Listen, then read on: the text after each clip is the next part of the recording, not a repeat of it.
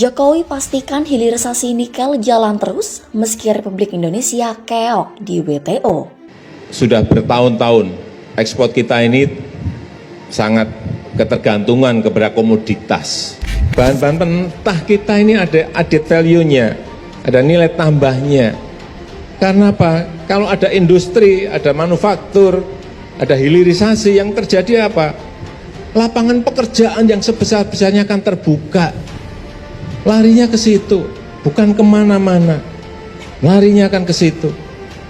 Untuk kepentingan nasional, untuk nasional interest kita. Ya apapun yang diprotes negara lain ya akan kita hadapi. Jangan digugat kita keok, karena kita nggak serius menghadirkan lawyer-lawyer yang terbaik.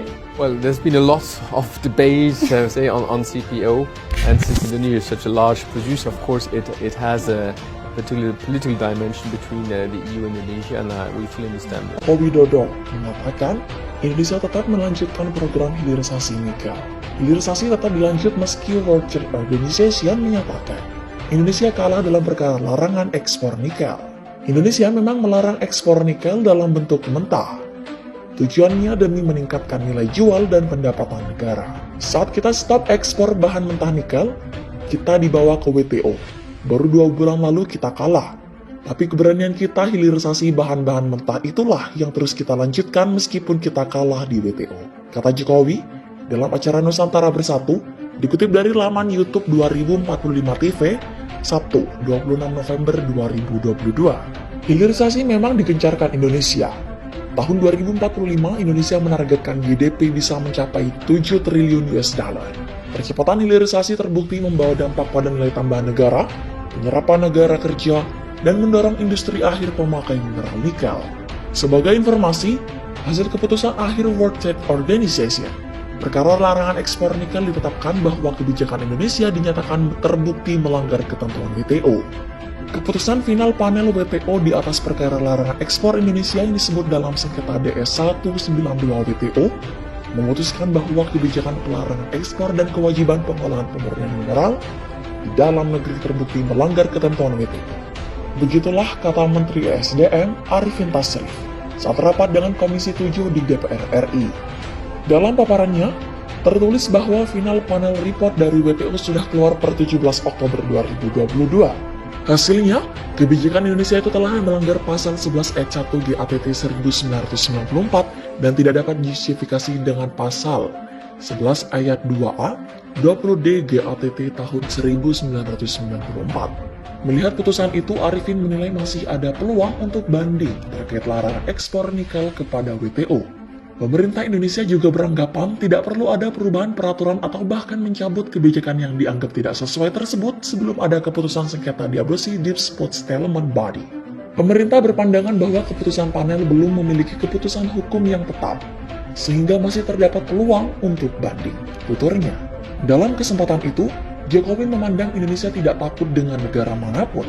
Pasalnya, Indonesia kini menjadi salah satu negara besar di dunia. Jokowi mencontohkan saat ia bersalaman dengan sejumlah pemimpin dunia dalam gelaran G20 di Bali. Saat bersalaman dengan Presiden Amerika Serikat Joe Biden dan Presiden China Xi Jinping, Jokowi melakukannya dengan tegak dan tidak menunduk. Waktu kemarin di G20, semua lihat kan, kita mampu berdiri tegak dengan kepala mendongak di antara negara-negara besar dunia. Saya waktu salaman dengan mereka, dengan Presiden Joe Biden, saya salaman juga.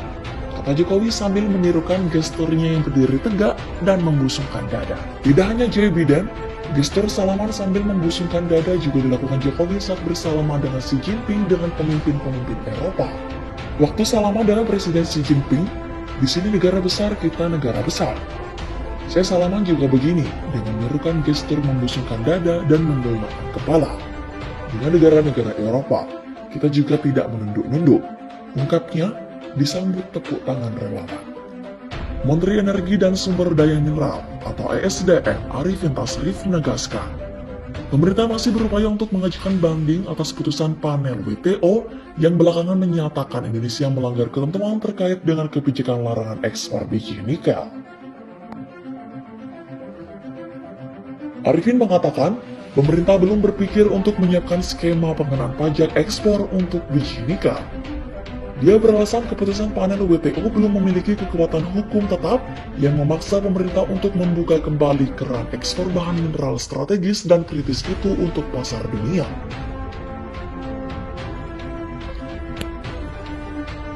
Kan belum putus akhir ya, masih ada tahap-tahap selanjutnya ya, jadi kita masih berusaha untuk bisa mengoptimalkan.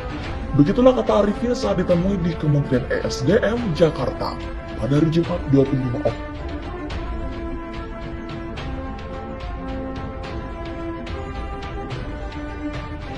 Kata Arifin saat ditemui di Kementerian ESDM Jakarta, Jumat 25.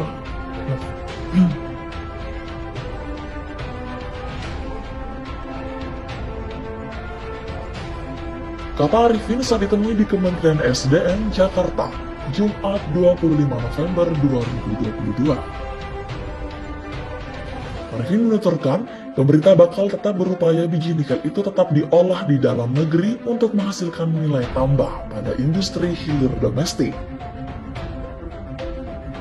Biji kan sudah kita olah untuk dalam negeri sendiri, kata dia. Di sisi lain, pemerintah tengah serius merampungkan regulasi pajak ekspor komoditas hasil olahan biji nikel, yakni Nickel Pig Iron atau NPI dan Ferronikel atau Fe, yang ditargetkan rampung dalam tahun ini.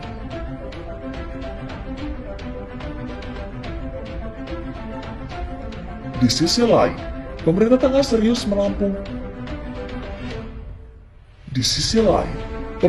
serius merampungkan regulasi pajak ekspor komoditas hasil olahan biji nikel, yakni Nickel Pig Iron atau NPI dan Ferronikel atau Fe, yang ditargetkan rampung di tahun ini. Regulasi pungutan ekspor dua komoditas olahan awam nikel itu diharapkan dapat mengamankan nilai tambah hilirisasi komoditas itu berlanjut di dalam negeri. Sebelumnya, Asosiasi Penambang Nikel Indonesia atau APNI meminta pemerintah untuk mulai mengkaji kebijakan Domestic Market Obligation atau DMO biji nikel setelah WTO menyatakan Indonesia melarang ketentuan.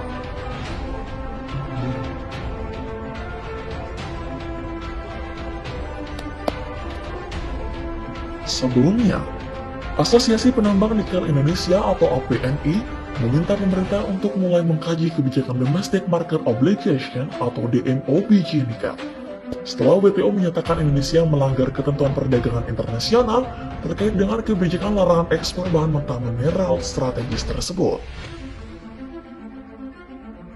Sekretaris Jenderal APNI, Meidi Catherine Lengke, mengatakan, usulan itu dapat menyimbangi porsi investasi pada penghiliran nikel dalam negeri seiring dengan kecenderungan pelaku usaha tambang untuk memilih pasar ekspor selepas sentimen putusan panel Badan Pengatur Perdagangan Dunia tersebut. DMO itu kita kan tetap bisa cover di dalam negeri, tetapi harus ada kesepakatan untuk ekspor.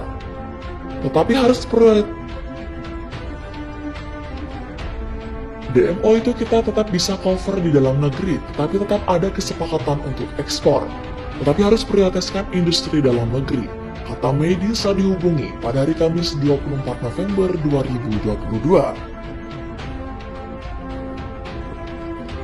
Meidi mengatakan, sebagian besar pelaku usaha hulu tambang nikel cenderung memilih pasar ekspor lantaran harga yang lebih menarik ketimbang domestik. Kendati demikian, menurutnya, pelaku usaha